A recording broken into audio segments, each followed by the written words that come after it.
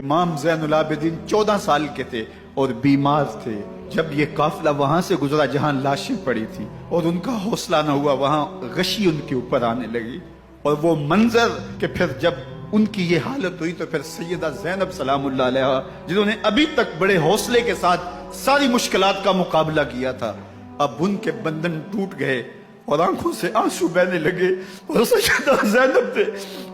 امام حسین رضی اللہ تعالیٰ عنہ کی لاش پہ کھڑے ہو کے، اور وہ روندی ہوئی لاش، ٹوٹی ہوئی ہڈیاں، اور وہ بڑا بدن، کٹا ہوا سر نیزے کی نوک پہ، تو حضرت سیدہ زینب نے مدینے کی طرف منہ کر کے حضور سے فریاد کی، رسول اللہ،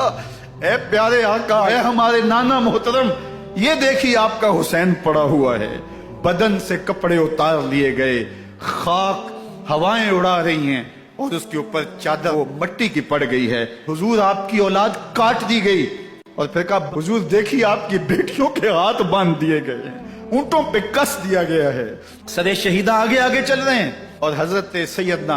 امام حسین کا آگے آگے سر ہے، پھر یہ سروں کا قافلہ اور سادات کرام اونٹوں پہ باندھے ہوئے، ان کو وہاں سے پھر قادسیہ، اور قادسیہ سے پھر